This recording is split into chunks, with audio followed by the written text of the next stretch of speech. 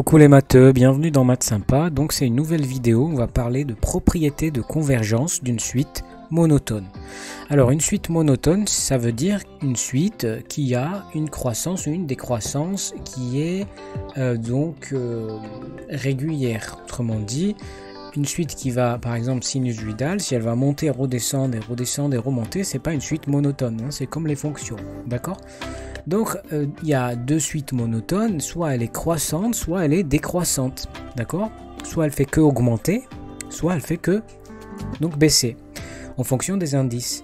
Et alors, en fait, donc on a vu dans la vidéo précédente, notamment,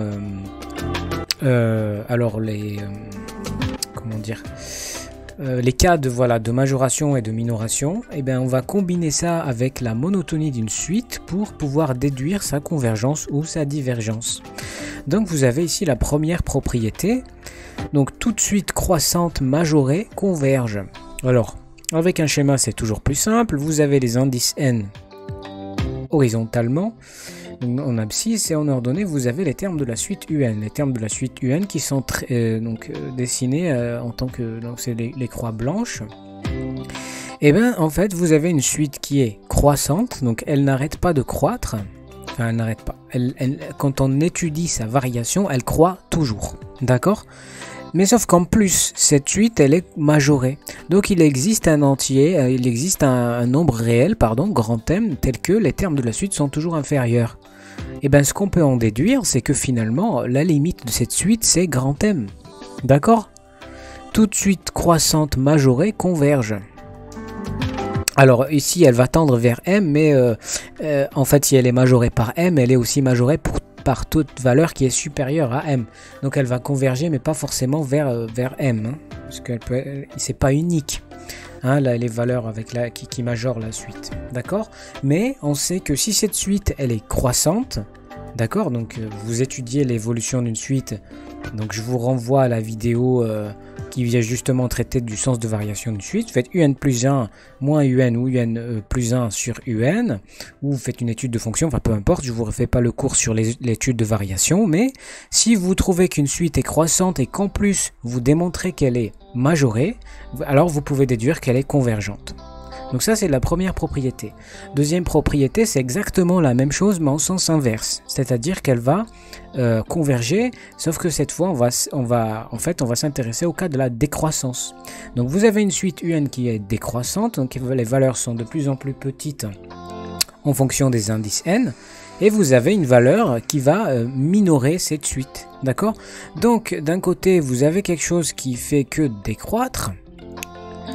Les valeurs sont de plus en plus petites, mais enfin, elles ne sont pas de plus en plus petites jusqu'à l'infini, d'accord? Il y a un moment donné où, quelle que soit la valeur, quel que soit le terme de la suite que vous allez trouver, que vous allez calculer, si vous le comparez à M, il va rester au-dessus. Et bien ça veut dire qu'elle converge aussi, d'accord? Ça veut dire qu'elle ne va pas diverger, elle ne va pas partir vers l'infini, ok? Hein, il ne faut pas oublier qu'on n'a pas 50 000 cas. Soit elle converge, soit elle diverge. Si elle converge, ça veut vers une valeur fixe. Et si elle ne converge pas, ça veut dire qu'elle diverge. Et le fait qu'elle diverge, ça veut dire qu'elle va vers plus l'infini. Justement, c'est donc le cas des propriétés 3 et 4.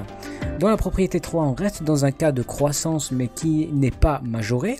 Autrement dit, vous avez une suite UN qui va pas arrêter de croître, mais qui va pas arrêter de croître du tout, et il n'y a pas de valeur qui va la majorer. D'accord? Donc vous allez vers des valeurs de plus en plus grandes sans aucune limite. Et donc ça veut dire qu'elle va diverger vers plus l'infini. D'accord? De la même manière, si vous avez une suite qui est décroissante, donc les valeurs sont de plus en plus petites. Attention, quand on dit des valeurs petites, ça veut dire que c'est des valeurs, c'est des valeurs algébriques. Hein, si elles sont négatives, elles peuvent être très grandes en valeur absolue, mais elles sont négatives. Mathématiquement, c'est des valeurs qui sont considérées très petites. Donc, si vous avez une suite qui décroît, donc des valeurs qui sont de plus en plus petites en fonction des termes des indices n, eh bien ça veut dire qu'en fait vous allez plonger vers moins l'infini, autrement dit vous allez diverger vers moins l'infini. Ok, donc vous avez ici 4 façons très directes de démontrer la convergence ou non d'une suite en fonction soit de sa croissance, donc sa monotonie. Il ne faut pas oublier qu'on parle de suite monotone. Par exemple, si vous prenez la suite -1 puissance n, pouvez pas appliquer ce théorème. Si vous prenez une suite qui fait bam bam bam, qui arrête pas de remonter ou descendre, qui fait une sinusoïde, eh bien elle n'est pas monotone parce que parfois elle est croissante et parfois elle est décroissante. Hein, ici on parle bien des fonctions qui sont strictement, qui sont croissantes ou qui sont décroissantes. Alors le mot strictement, c'est que des fois vous pouvez avoir des fonctions qui sont un peu en escalier. Donc la suite elle va monter, puis elle va stagner un petit peu, remonter, bon peu importe. C'est une question de vocabulaire, mais le fait qu'elle stagne par moment mais qu'elle remonte, ça reste quand même croissant. D'accord? Ça reste dans l'ensemble des suites croissantes. Ok, donc une suite monotone plus une suite majorée ou minorée, ça vous donne 4 propriétés de convergence ou de divergence qui ne sont pas à apprendre par cœur. Je vous conseille vraiment juste d'imprimer ces schémas dans vos têtes. Vous voyez bien qu'ici, eh bien, les valeurs de la suite, elles sont de plus en plus vers le haut. Elles sont de plus en plus grandes, mais elles sont limitées. Ça veut dire qu'il y a une limite. D'accord? De la même façon ici, elles sont de plus en plus petites, mais vous avez une limite en bas. C'est une limite qui va minorer. D'accord?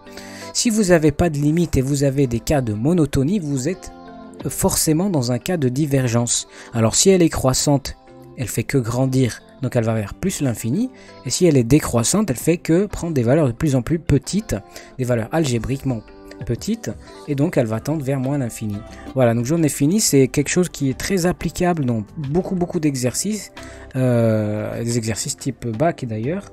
Donc je pense que j'en ai fini. La prochaine vidéo va parler des limites d'une suite géométrique, hein, parce que c'est un cas un petit peu particulier. Alors quand on dit un cas particulier, c'est tant mieux, parce que ça veut dire qu'on a une règle à retenir par rapport à ce cas particulier, et donc à appliquer dans les exercices, et puis après on va passer directement aux révisions, donc aux exercices PAC, pour ce qui concerne le chapitre sur les suites. Je vous dis merci, je vous remercie d'avance aussi pour vos likes et vos partages. Pardon, donc partagez cette vidéo si vous pensez qu'elle pourrait intéresser des camarades à vous, enfin peu importe, et je vous dis à très bientôt donc dans Maths Sympa pour l'étude de la suite, des suites géométriques.